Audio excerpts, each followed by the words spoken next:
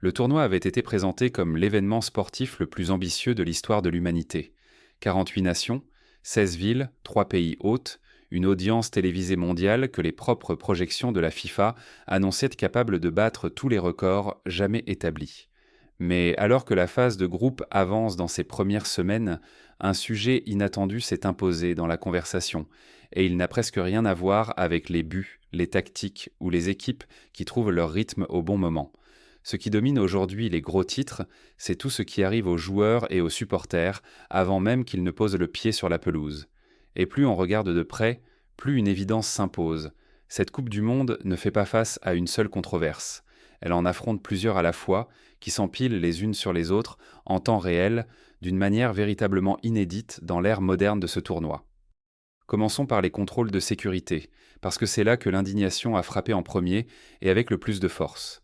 Début juin, avant même qu'un seul ballon de compétition n'ait été joué, des vidéos ont commencé à circuler sur les réseaux sociaux, montrant des scènes qui ont glacé beaucoup de monde. Les joueurs de l'équipe nationale du Sénégal, des footballeurs professionnels qui avaient fait gagner leur place à la Coupe du Monde au terme de campagnes de qualification construites sur des années de travail, ont été contraints de rester debout sur le tarmac d'un aéroport après leur arrivée aux États-Unis et de se soumettre à des fouilles de sécurité individuelles, un par un devant les caméras à l'air libre sur le sol, avant même d'avoir rejoint un terminal. Puis l'Ouzbékistan, qui faisait ses débuts historiques comme participant à une Coupe du Monde, a été soumis à des inspections par des chiens antidrogue de la police aux abords de l'E-Can Stadium, à New York, avant d'être autorisé à entrer pour ce qui devait être un simple match amical de préparation contre les Pays-Bas. La sélection uruguayenne a signalé un traitement similaire, avec des bagages fouillés d'une manière que plusieurs joueurs et membres du staff ont décrite comme différente de tout ce qu'ils avaient connu dans les grands tournois auxquels ils avaient déjà participé. Aucune de ces fouilles n'a donné quoi que ce soit. Personne n'a été arrêté, aucune procédure judiciaire n'a suivi. Ce qui a suivi, en revanche, c'est une tempête sur les réseaux sociaux, qui a traversé des dizaines de pays en quelques heures, avec des supporters et des journalistes employant des mots comme honteux, écœurant ou digne de criminel pour décrire ce qu'ils voyaient. Et voici ce qui a fait de cette affaire autre chose qu'un simple bruit en ligne. Football Supporters Europe, l'organisation fêtière reconnue qui représente les groupes de supporters à travers le continent, une structure organisée, dotée d'un véritable poids institutionnel, qui représente les gens qui achètent réellement les billets, remplissent les stades et voyagent à l'étranger pour ce sport, a publié un communiqué officiel exprimant une vive inquiétude face à ce qu'elle a décrit comme la militarisation croissante des procédures de sécurité liées à ce tournoi. Ce n'est pas une réaction marginale venue de commentateurs anonymes. C'est une organisation de défense établie qui engage publiquement son nom dans une déclaration d'inquiétude pendant la compétition elle-même. Mais le drame sécuritaire est allé bien au-delà de la manière dont les joueurs ont été traités à leur arrivée. Car le coût humain du climat politique américain en 2026 s'est enfoncé encore plus profondément dans la trame du tournoi que la plupart des observateurs internationaux ne l'avaient anticipé. Omar Abdulkadir Artan de Somalie, arbitre CAF de l'année 2025 et officiel désigné par la FIFA, s'est vu refuser l'entrée aux États-Unis à l'aéroport international de Miami. Il avait les documents requis, il avait le bon visa. Il avait été sélectionné par la FIFA pour officier lors de cette Coupe du Monde, ce qui aurait fait de lui le premier arbitre somalien à le faire dans un tournoi masculin. À la place, il a subi 11 heures d'interrogatoire migratoire avant qu'on lui annonce qu'il ne serait pas autorisé à entrer. Son nom a été retiré de la liste des officiels de la Coupe du Monde. La FIFA a reconnu que son statut avait été modifié, mais a déclaré publiquement qu'elle n'intervenait pas dans les procédures d'immigration du pays hôte. Le groupe de travail de la Maison-Blanche, chargé du cadre sécuritaire du tournoi, dirigé par Andrew Giuliani, a défendu la décision. Aucune explication supplémentaire n'a été fournie. La situation ne s'est pas arrêtée là. Environ 15 membres du staff technique et logistique de l'Iran se sont vus refuser purement et simplement des visas américains et n'ont pas pu voyager avec l'équipe. L'attaquant irakien Aymen Hussein a été retenu pendant plusieurs heures à son arrivée à Chicago avant d'être finalement autorisé à poursuivre son trajet. Le photographe de l'équipe, lui, s'est vu refuser totalement l'entrée.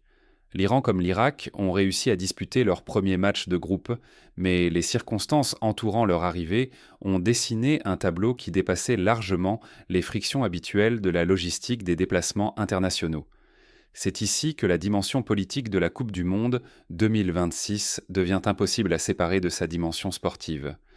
Parce que toutes ces décisions ont été prises ou à tout le moins validées par une administration qui a fait de l'application des règles migratoires la pièce centrale de son programme intérieur. L'implication personnelle du président Trump dans ce tournoi a été impossible à manquer. Il a assisté en personne à la cérémonie d'ouverture et a été photographié à plusieurs reprises aux côtés du président de la FIFA, Gianni Infantino. Selon des informations de The Athletic, Infantino aurait envisagé en privé d'adresser un appel personnel direct à Trump afin d'obtenir un moratoire complet sur les descentes de l'ICE pendant les 39 jours du tournoi, en présentant cette mesure comme une solution gagnant-gagnant pour la Maison-Blanche comme pour le football international. Todd Lyons, directeur de l'ICE, interrogé directement par une commission du Congrès sur une éventuelle suspension des opérations à proximité des sites du tournoi, a refusé de donner une telle garantie, affirmant que Homeland Security Investigations constituait un élément crucial du dispositif de sécurité de cette Coupe du Monde. Amnesty International, bien avant que le ballon ne commence à rouler, a publié un rapport avertissant que le tournoi de 2026 risquait de devenir, selon ses termes, une scène de répression et une plateforme pour des pratiques autoritaires. L'organisation a notamment alerté sur le fait que les supporters pourraient être confrontés à une surveillance intrusive, y compris à des informations suggérant que les visiteurs pourraient être invités à donner accès à leurs comptes de réseaux sociaux pour examen, et qu'ils pourraient en faire l'objet d'un contrôle pour ce que les autorités considéreraient comme des sentiments anti-américains. Le service de l'immigration et des douanes, relevait le rapport, représentait ce qu'il qualifiait de menaces intimidantes pour les résidents des États-Unis, pour les visiteurs assistant au match et pour les joueurs eux-mêmes. Le comité éditorial du Monde, dans un texte publié le jour de l'ouverture du tournoi, a décrit l'événement comme la vitrine personnelle de Trump au service de sa gloire, estimant que le président américain utilisait la compétition sportive la plus regardée au monde comme un outil d'autopromotion, avec la complicité directe de la direction de la FIFA. C'est une accusation lourde, formulée par l'un des journaux les plus respectés au monde, et elle est arrivée dans un environnement médiatique déjà disposé à lire chaque point de friction à travers un prisme politique. Pendant ce temps, la situation sociale dans l'un des sites phares du tournoi est devenue une intrigue séparée, évoluant en parallèle. Les travailleurs du SoFi Stadium de Los Angeles, l'enceinte qui accueille 8 matchs du tournoi, dont le premier match à domicile de l'équipe masculine des États-Unis, ont voté, selon les informations rapportées, à 96% en faveur de l'autorisation d'une grève. Environ 2000 salariés syndiqués de la restauration et des boissons, représentés par Unit Air Local 11, étaient sans nouveau contrat définitivement conclu depuis près d'un an, alors que le stade et son opérateur d'hospitalité, Legends Global, engrangeaient des revenus considérables grâce à l'un des plus grands événements sportifs jamais organisés dans ce bâtiment. Les revendications des travailleurs incluaient une rémunération majorée pour les événements à forte recette, de meilleurs salaires de base et, point crucial qui reflétait le moment politique, des protections formelles liées aux activités de l'ICE à proximité du lieu de travail. La grève a finalement été évitée. Lors d'un vote de ratification remporté à 99 contre 1, organisé un mercredi soir quelques jours seulement avant le début du tournoi, les travailleurs ont approuvé un accord provisoire qui prévoyait d'importantes hausses salariales et comportait des dispositions formelles concernant l'application des règles migratoires. Unit Air a parlé d'une victoire majeure pour le mouvement social, mais le fait que 2000 travailleurs d'un site de Coupe du Monde soient passés à quelques jours de quitter leur poste, non pas pour des préoccupations politiques abstraites, mais à cause de craintes réelles liées à l'impact potentiel des opérations migratoires fédérales sur leur capacité même à se présenter au travail, dit quelque chose d'essentiel sur l'environnement particulier dans lequel se déroule ce tournoi. C'est une Coupe du Monde organisée à l'intersection du football mondial et de la politique intérieure américaine, et la friction entre ces deux univers n'est restée ni polie ni invisible. Puis il y a la controverse qui n'a rien à voir avec la sécurité, la politique ou les conflits sociaux, parce qu'elle concerne ce qui se passe dans les stades, pendant les matchs eux-mêmes. La FIFA a instauré des pauses fraîcheur obligatoires de 3 minutes pour chaque match de ce tournoi, une dans chaque mi-temps, appliquée uniformément quelles que soient les conditions du site, qu'il s'agisse d'un stade entièrement couvert et climatisé ou d'une enceinte à ciel ouvert écrasée par le soleil de l'après-midi. La décision a été annoncée en décembre et présentée comme une réponse à des préoccupations réelles et bien documentées liées à la chaleur.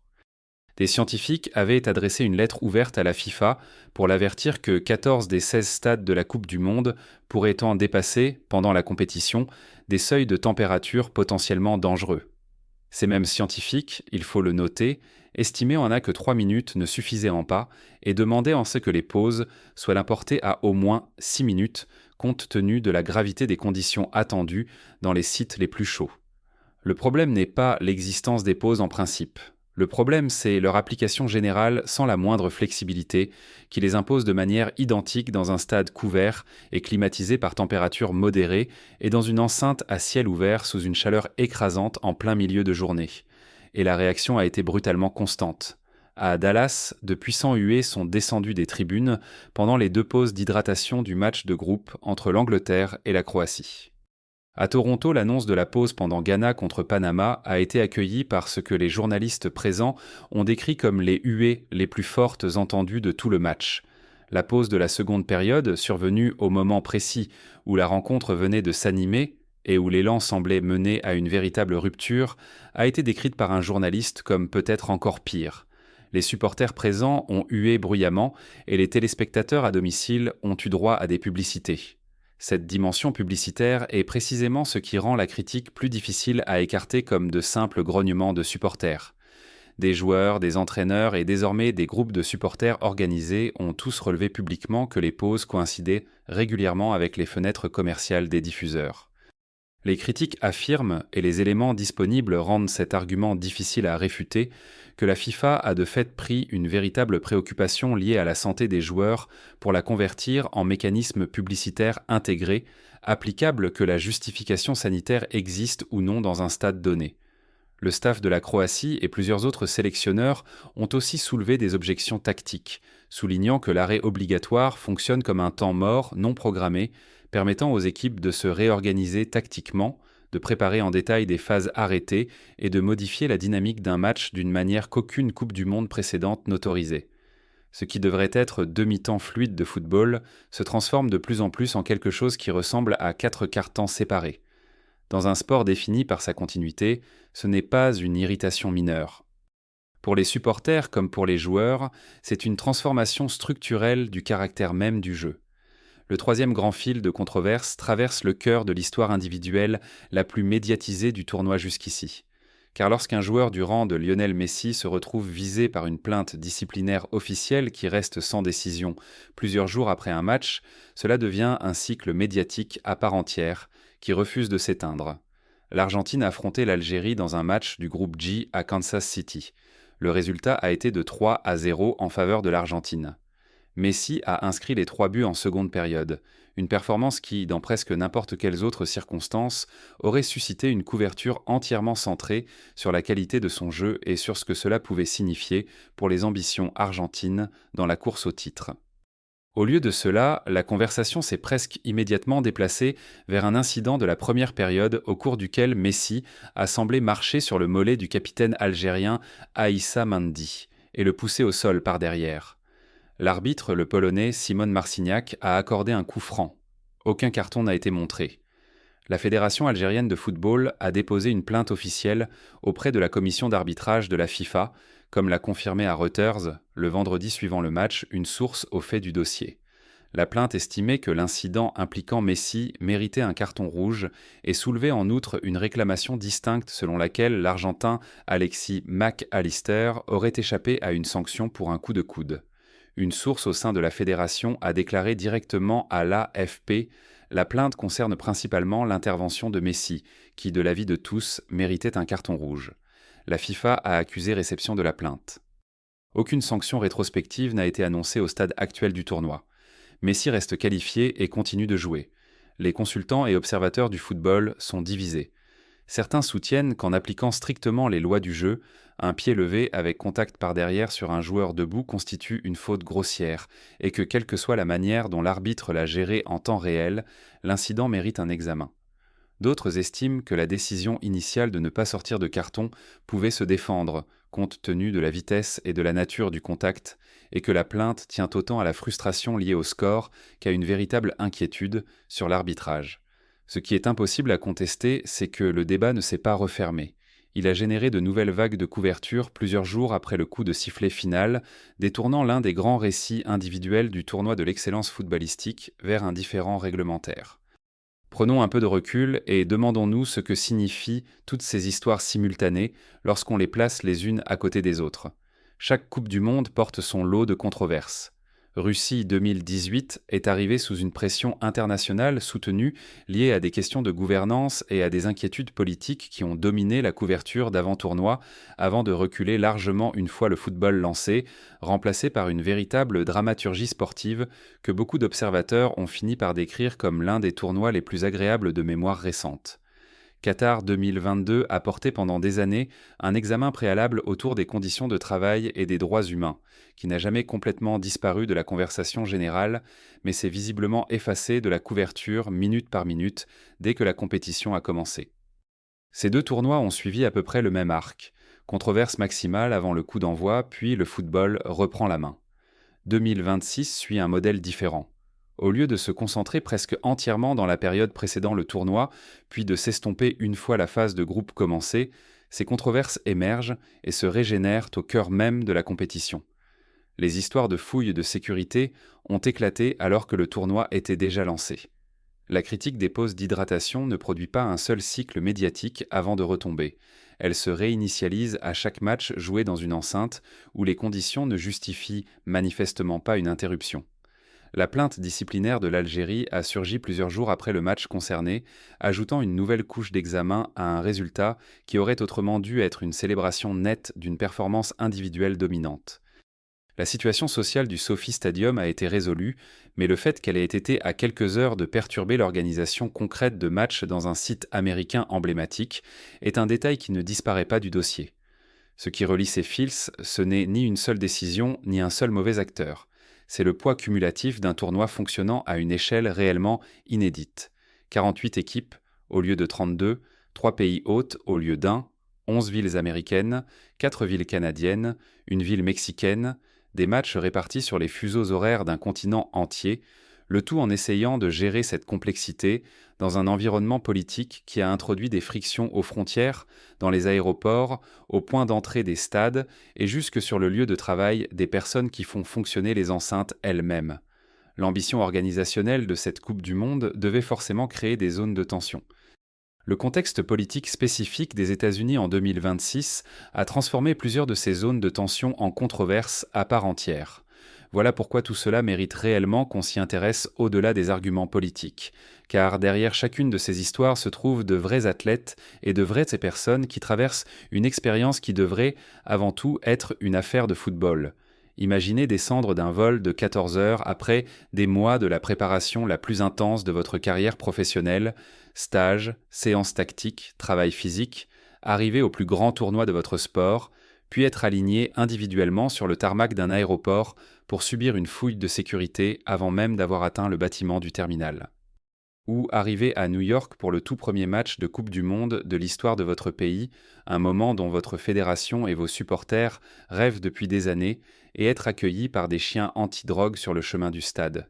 Ou vous qualifier comme arbitre après des années de dévouement à votre métier, obtenir la reconnaissance de votre confédération continentale, être choisi par la FIFA elle-même pour officier sur la plus grande scène du sport, puis passer 11 heures dans une salle d'interrogatoire migratoire avant qu'on vous dise que vous ne pouvez pas entrer dans le pays. Ce ne sont pas des abstractions. Ce sont des moments documentés, filmés et rapportés publiquement, vécus par de vraies personnes pendant ce qui devrait compter parmi les semaines professionnelles les plus célébrées de leur vie. Et imaginez être un supporter qui a économisé pendant plusieurs années pour rendre ce voyage possible, qui a traversé les demandes de visa, les correspondances aériennes, les coûts d'hôtel et la complexité de suivre son équipe à travers plusieurs villes hôtes pour finalement voir chaque match interrompu par une pause de 3 minutes dans un dôme parfaitement climatisé où personne ne court le moindre risque d'épuisement dû à la chaleur pendant que la diffusion passe à la publicité et que l'élan d'un match réellement excitant s'évapore pour tous ceux qui se trouvent dans l'enceinte. La frustration n'est pas une indignation abstraite.